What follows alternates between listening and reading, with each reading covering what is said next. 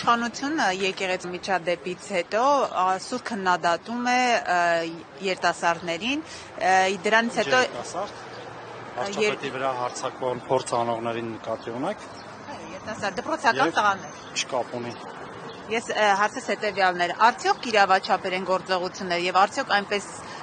ինչպես Բերման քրյա իրավական մարմիններն են որոշում, ես չեմ որոշում, իսկ քաղաքական գնահատականը շատ պարզ է, դա հանդգնության ու լկտիության վերջին աստիճանն է, որ կարա ցանկացած քաղաքացի իրեն թույլ տա երկրի ղեկավարի նկատմամբ ձեռք բարձրացնել, նույնիսկ մտքով անցնի, որ ձեռք կարող է բարձրացնել։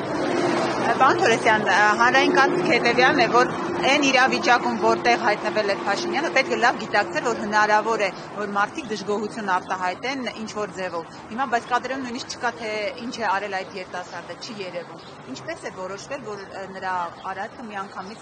ձեր կողմից, իշխանության կողմից այդպիսի դատապարտման արժանացել, երբ որ չկա նույնիսկ դատանի որոշում։ Դուք սխալվում եք, որ հանրային կարծիքը այդպեսին է, դուք չեք ներկայացնում հանրային կարծիքը, դուք խեղաթյուրում եք հանրային կարծիքը։ Հանրային կարծիքը ամբողջովին հայլի մասին է, որ երկրի ղեկավարի նկատմամբ չի կարելի որևէ ոտնձգություն, որևէ մեկի նկատմամբ չի կարելի։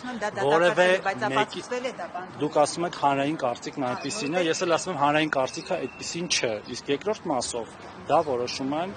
մեր իրավապահ մարմինները, յուրաքանչյուր արարքին տալով գնահատական եւ համապատասխան ձևով դիմելով դատարաններ, դատախազություն եւ այլն։ Իսկ քաղաքական գնահատականը շատ նուրբ է։ Մենք պարզապես մեր կոռեկտության սահմանները չենք անցնում եւ ավելի վատ գնահատականներ չենք տալիս